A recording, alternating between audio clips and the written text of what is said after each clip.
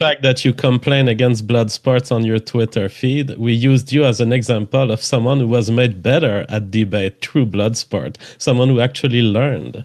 Yeah, what was the points that you were saying, JF, that V has actually evolved his mindset on again? What was Yeah, the for example, on the question of immigration, V used to be saying stuff like, "Oh, I don't care if medical doctors come from outside the country and they replace my medical doctors."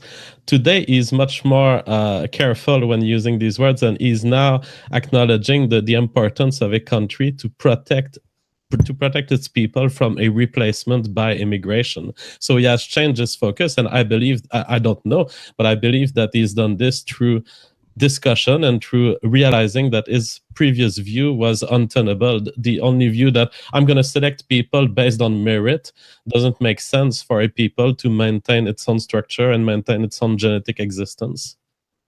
Excellent. And okay, so I guess we could start off with you, Arch, and ask you, what are your main points of contention with someone like Richard Spencer or the alt-right in general, or maybe JF's views? What would be your main point of contention with them? Okay. Well, as a Norwegian, my main contention, I'll give you one for both of them, shall I? For Richard, I'd like to ask him to elaborate on his idea of the ethno-state. I'm not asking that as any trap. I'm genuinely curious because I've talked to a bunch of alt-righters, and I have gotten almost as many versions of the ethno-state as alt-righters I've talked to. So I'd love to get more of a complete picture on that. And for JF, now, I haven't followed you all that much, so please do tell me if I'm misrepresenting you. You said that genes are interlinked with people's ability to exist in a society. So black people won't be able to achieve the same heights, I guess, as white people in a society. Could you elaborate on that? I've never said specifically that black people will not be able to achieve what white societies have been doing, but it's probably a certainty if you ask me. Generally, what I say is that yes, genetic characteristics determine factors such as intelligence, such as desire for liberty, such as political preferences, and to that extent, you cannot make some people different through solely cultural change. You cannot reprogram a Middle Eastern Muslim to be believing in anything. There are things that the brain is made to learn, and there are things that the brain is made to forget and not learn. All right, thank you. That makes it a bit clearer. I do have a contention with it. In Norway, we have a surprisingly good integration system. We've got people from all over the world over here. And during the second generation of immigrants, they are almost entirely comparable to ethnic Norwegians. What do you think about that? How would you explain it, I guess?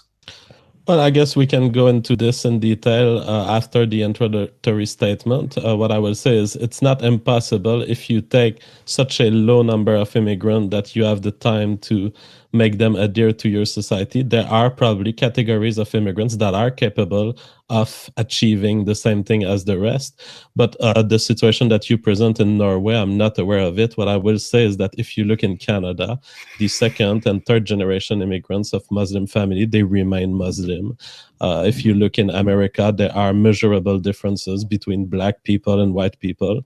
So I guess I would have to do some research on Norway specifically.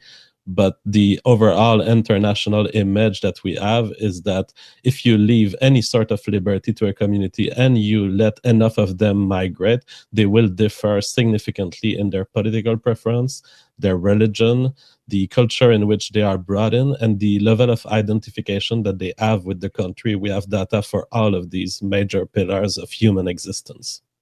If I could jump in, it's actually rather fascinating with the case of Hispanics in the United States, and sociologists have been wringing their hands about this.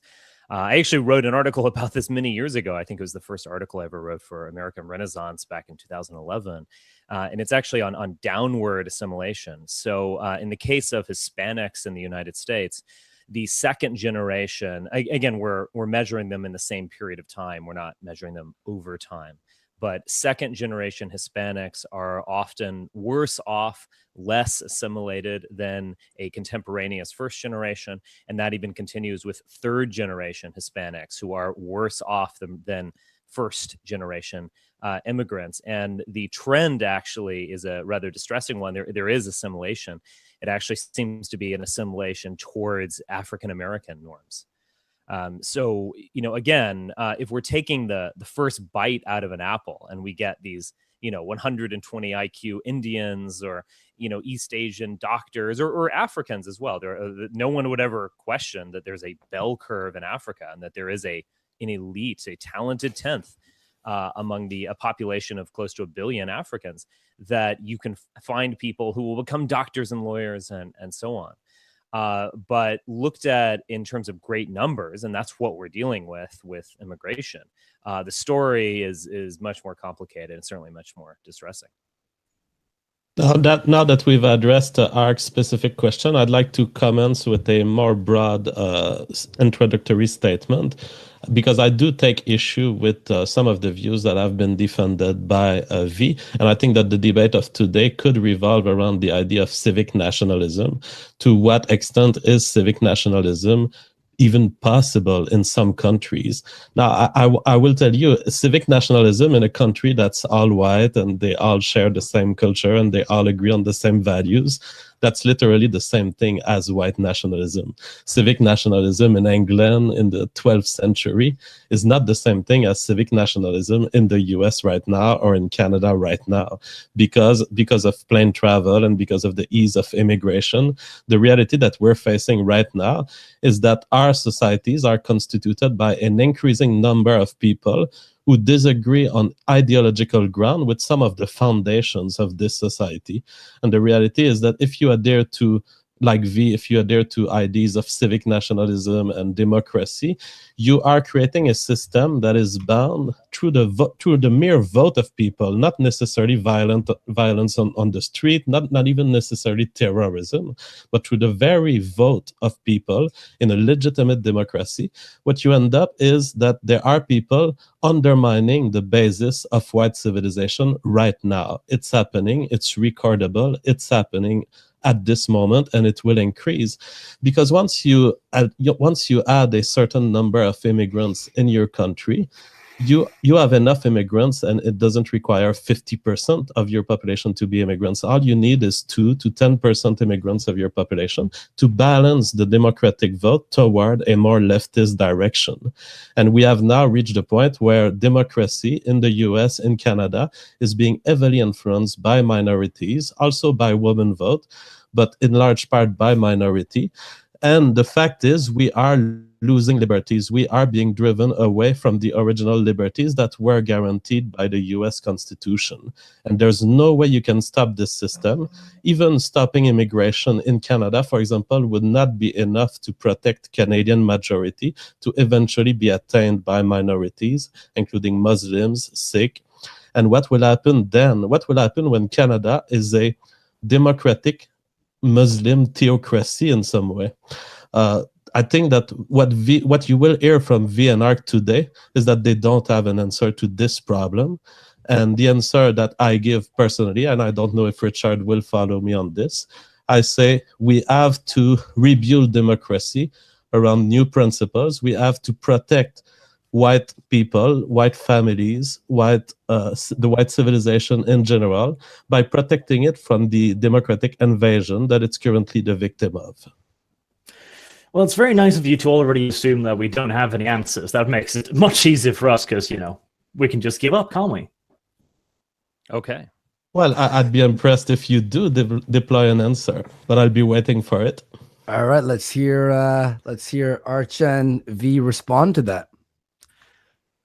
Okay, could I go first, V, or do you want to? Yeah, no, you're into the left of the chat, so let's do it from left to right.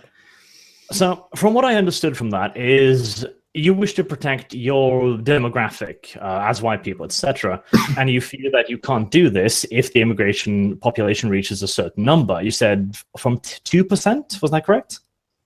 Well, I said that 2% is enough, for example, in the US to balance a Democratic vote toward the Democrat Party. Of course, once you do that, you have a reinforcing loop because people will vote for parties that accept more immigrants in. In Canada, we're down to much more than 2% minority, and in the US also. What I meant is that 2%, even 2% of immigration would be enough to balance the democratic balance so that you always have parties that welcome more immigrants. Of course, the situation in the US right now is that whites are about to become a minority. So we're way beyond the no return point, if you will. Okay, that's interesting because we're far over 2% immigrations in my country, Norway. And we actually have had a considerably harsher immigration stance from every single party over the last few years, to the point where our most liberal party, the literal Norwegian Workers' Party, has now decided that we need to not only cut down on immigration, but we need to increase the rate at which we deport illegal immigrants. So I don't think that's a hard and fast rule. Are you saying that minorities are that political parties right now in Norway are advocating for Norway to be a sort of ethno-state by deporting immigrants? Illegal immigrants is what I said. I did not Okay. say immigrants in general. All right. Well, that I would be totally in line with that policy, but I don't know how this solves the problem of the current U.S. population attaining a white minority within the next few years. I don't know. Maybe we've attained it already. Canadian majority similarly will be eventually dominated by a Muslim population. What do you answer to this? How do we solve this problem? Okay, we can move on to that, but I take it then you agree that this isn't a fast and hard rule. This isn't an inevitable consequence. Oh no, I can imagine imaginary worlds in which it doesn't happen, and in which for some reason the country chose its immigrant correctly. But the fact is that we are currently faced with a reality that is observable in Canada, in the US, in France. Okay, right. cool. I mean, it seems like what you're saying is a bit of an alternative universe in which the Western world is not united in advancing multiculturalism and mass immigration. I mean, that is clearly a macro trend across nations. There are some interesting exceptions, some resistance to this in Hungary or Poland, etc., or perhaps in the Russian Federation. But overall, the overwhelming trend over the past half century in the United States and in Scandinavia in particular has been xenophilia, this absolute multiculti silliness, and so on. Now, I would say an interesting thing that you bring up with this counterexample is the labor parties and actually how they share a lot in common with us. Even Bernie Sanders around 10 years ago was speaking out against guest workers. He was questioning the whole immigration regime. In the 90s, there were actually some people in the United States who were Democrats.